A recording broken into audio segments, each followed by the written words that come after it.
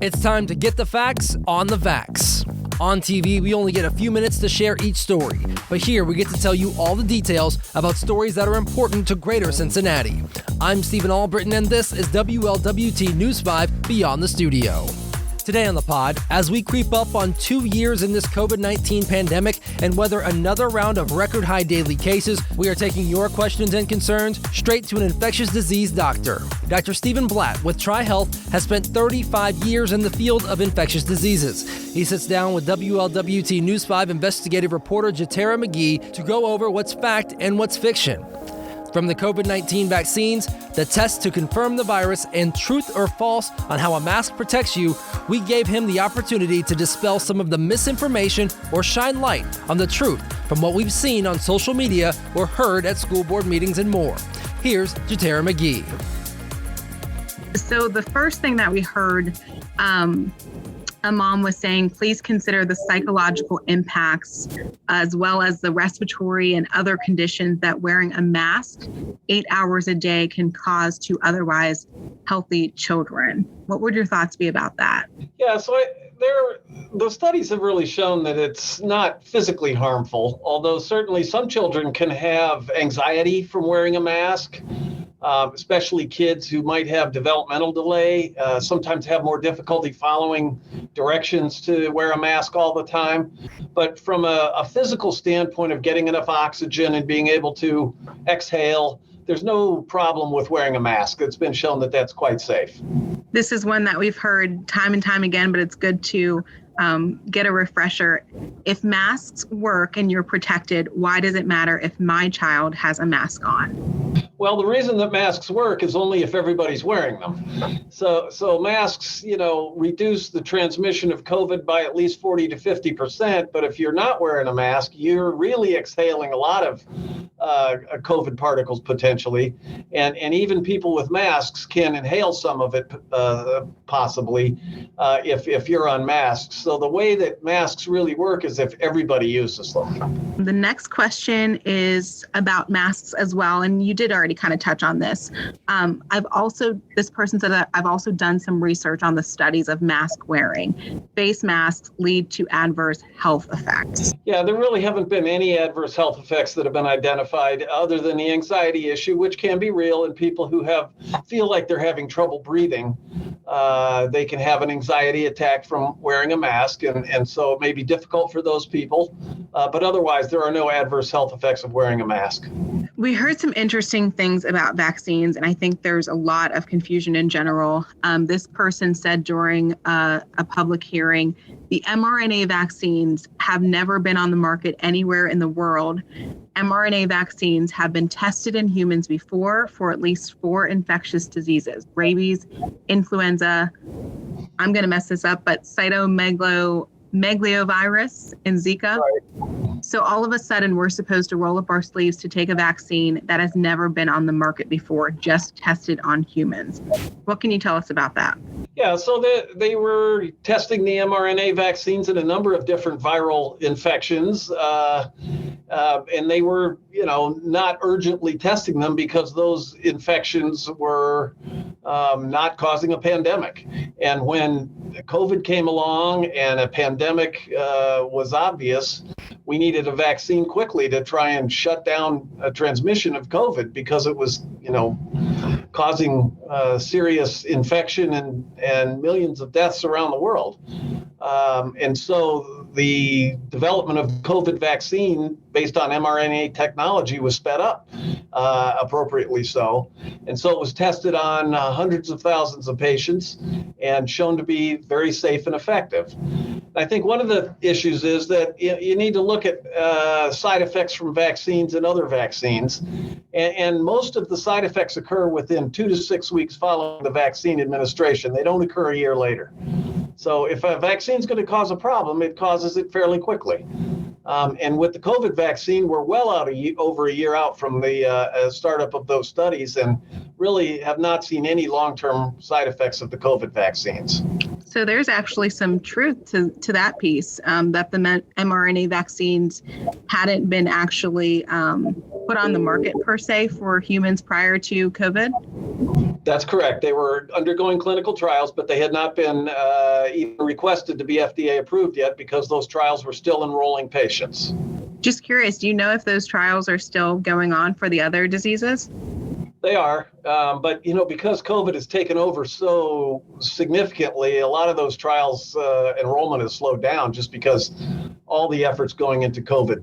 Another statement that we heard, this person says through mid-August of this year, according to the VAERS system, there have been 13,771 deaths reported with this vaccine, 17,944 events reported for permanent disability, and 14,525 life-threatening reactions reported. Of course, I know you wouldn't have those numbers memorized in your head, but could you speak to that statement and to the VAERS system in general? Yeah, so what the VAERS system does is anybody who has what they think is a side effect from the vaccine can fill out a form or do it online and get their information uploaded into the VAERS system. And they also monitor patients who have passed away following a vaccine or had any other significant disability following a vaccine. But what they're not looking at when they look at the VAERS database is the number of people that died who didn't have the vaccine. So the number of deaths following COVID vaccination was not different between people who got the vaccine and people who didn't get the vaccine. So the vaccine went into people living in nursing homes, people in hospice situations, people who were expected to pass away at some time in the near future. But they got the vaccine anyway to both protect themselves and the people around them. So the VAERS system, even though those numbers are accurate, it doesn't tell you that they died from the vaccine. It just tells you that they died. They probably died of heart attacks, strokes, cancer, all sorts of things, completely unrelated to the vaccine. Is it typical? I know I had done some reading that after the Gardasil vaccine, there was an uproar because there were a number of deaths reported, but it was a similar kind of situation where the deaths were reported, but they weren't actually tied to the vaccine. Is this something standard that you all go through in infectious diseases? Yeah, it's very important that you look at the all-cause reason for people to pass away. So if you got the Gardasil vaccine and got in your car to drive home and died in a car accident, gets reported that you died after the Gardasil vaccine. It's not from the vaccine, it was from the car accident. And the same goes for the COVID vaccine. So anybody who passes away in the months following a COVID vaccine gets reported to the VAERS database. And then they can go back and they can look at, did the percent of people who died in the VAERS group differ from people who didn't get the vaccine or not? And that's an important research tool. And so we did find some important side effects with the VAERS database, like the blood clotting issue that occurred with the Johnson & Johnson vaccine. That was discovered through the VAERS database when it appeared that people who had gotten the Johnson & Johnson vaccine had more blood clotting problems than people who didn't get the vaccine. So the non-vaccinated group is really a control group, and the VAERS database is really the people who got the vaccine. And then is it accurate that the deaths that are reported to that system or the disabilities that are reported are then investigated to see which ones are actually tied to it or not?